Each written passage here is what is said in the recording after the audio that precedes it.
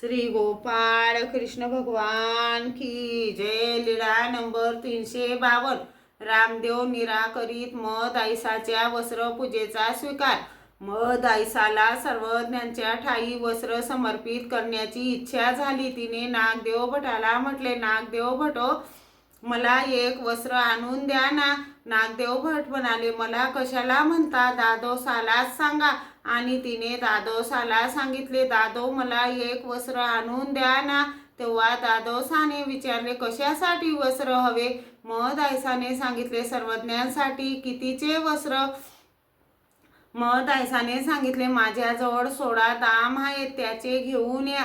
दादोस म्हणाले, कसले 16 दाम? त्या 16 दामाचे वस्त्र काय येईल? सर्वज्ञ ते काय पांघरतील? 2-4 दिवस पांघरतील आणि भलत्या सालत्याला देऊन टाकतील। त्यापेक्षा उपारच का करीत नाहीस?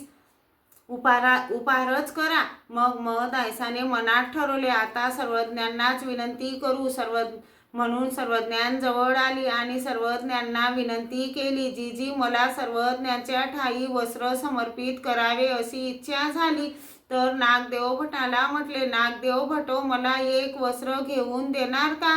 नागदेव भटाने सांगितले, मला कशाला म्हणता, ते दादोसालाच सांगा। नंतर दादोसाला म्हटलं, दादो, मला एक वस्त्र घेऊन देणार काय? दादोसाने विचारले, वस्त्र कशासाठी? मी म्हटले, सर्वज्ञांसाठी। केवढ्याचे वस्त्र? माझ्याजवळ 16 दाम आहेत, त्याचे।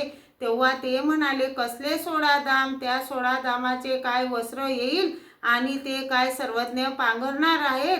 2-4 दिवस पांघरतील आणि भलत्याला देतील। उपारच का करीत नाही? उपारच करा। यावर सर्वज्ञांनी म्हटलं, बाई, महात्मा म्हणत आहे ते तर खरेच आहे। आम्ही काय ते वस्त्र पांघरणार आहोत? 2-4 दिवस पांघरणार आणि भलत्याला देऊन टाकू। महात्मा म्हणत आहे तेच का करत नाही? मध आईसाने म्हटले, नाही जी, मी सर्वज्ञांच्या ठाई वस्त्र समर्पित करीन। मग सर्वज्ञ 2-4 दिवस पांघरून भले कोणालाही देवोत।